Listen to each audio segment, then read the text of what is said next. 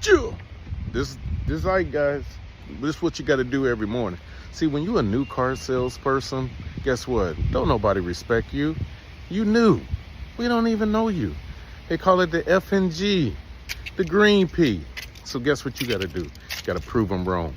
So the first thing I want you to do before you ever apply to a job is go drive the dealership that you want to work at. When you go drive that dealership, guess what you're going to do? You're going to look at their inventory. You're going to look at their inventory. You're going to walk the inventory. If a salesperson come up to you and say, no, I'm good. I'm in service. I don't need no help. And they'll most likely leave you alone.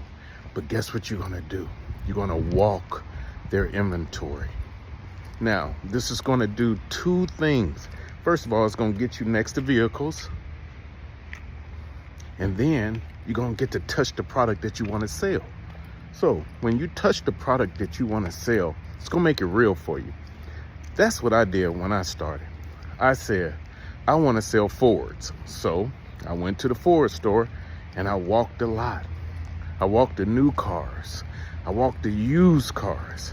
And I walked around, looked at service customers, looked at service cars, looked at the building, looked at the parking lot. I just walked it. Because I said, one day I want to work here. One day I want to be here. They don't even know who I am yet. So that's what you're going to do. Just walk the lot like I'm doing right now. Just walk the lot.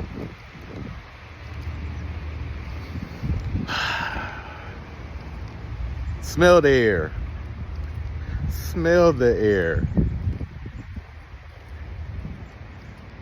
Look at all that. All that's called inventory, guys. Now that you're new in the business and you're saying, hey, you know, I want to sell cars. Nobody's going to believe you. Your family going to think you're stupid, just so you know. Your family's not going to like you. I mean, like, what in the world do you want to sell cars for? Because they don't understand. They're not going to be excited for you, just so you know. They're not going to be excited for you. Nobody wants to say, I'm a car salesman. And why is that? Because it's not looked at as a career that people that got something good going for themselves want to do. Because they looking at the stereotype of the old days when they used to do drugs and, you know, lie and steal and cheat customers. Can't do that no more. You know why? Internet. That's why when a dealer puts their price online now, guess what? That's their price. Back in the day, you can mark that car up $2,000, $3,000, $4,000 because you got somebody that says, I want $3,000 off. So guess what? You tell them the price of a car and you add $3,000 to it. So when you come down $3,000, they might be like, oh, I got such a good deal. You're so good. But in actuality, they just bought it for the price that you want to sell it to them anyway for. The internet stopped all that. All that. So if you're going to get into this business, the first thing you need to do is go to where you want to sell cars at and walk. It's called a lot, car lot. Go walk the lot. Walk the lot. Look at the cars. Look at all the cars that all the people who work here drive. I'm at a Toyota store. So look what everybody's driving here. Toyota. Toyota. Honda. Kia. Chevy.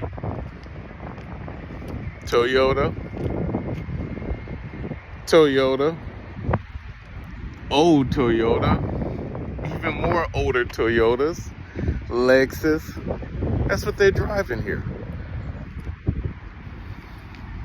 Because if they don't even believe in their own products, these are where the mechanics park right here, guys, at my store. Toyota, that's a salesperson. Toyota, that's a salesperson. What's that? Toyota, That's a finance manager. Hyundai, I think that's somebody in service. Toyota, that's a salesperson. Toyota, that's another salesperson. Old Buick, they probably just starting off. They probably a mechanic. Nissan, that's probably another mechanic. But that's what I want to know. If I work at a place, I want to know, what are you driving? Right? And then they don't have to drive the product. You know, that's not like a prerequisite of having this job. But I mean, if you say you want to sell Chevys and everybody in the parking lot is buying Toyotas and a few Chevys, then you're kind of like, hey, what's going on? Why are we not driving our own product? So that's something to think about. Next, what I want you to do, because you're new, you don't know anything, and this Ike is going to help you guys so that you can land your first job. Now that you walked the lot, you looked at the new cars, I want you to look at the used cars, and I want you to see the condition that the used cars are in that's for sale. So I've been to some car lots, and guess what? They have had used cars, they had bald tires, they had a lot of damage on it, they had cracked windshields, and these are cars for sale. And I don't want to work at a place that don't even invest in the inventory, because that means I got to be out there and I got to be explaining to my potential customer or why this car has got this issue and that issue. Now, if the car just came in, then I get it. But you're new to the business. So if you go to a dealership and their used cars are looking magnificent on the lot, they're clean, they stickered up, they wash them, they care about their used cars, guess what that's going to show you? They care about their customers. If you go and their used cars are all looking all raggedy and dents and scratches and it just looks bad, now, given these are used cars, they're not going to be perfect, but you understand what I'm saying. That means when customers come to the lot, they're going to see this dealership don't invest in the used cars, because new cars are new cars. Ain't nothing wrong with them. But guess what? Used cars, the dealership on them. So that tells you about that dealer. So this your boy, this Ike. Choo. You know how we doing this. I'm going to help you to become $100,000 a year car salesman. Just keep following me. I got you. Signing out. Choo.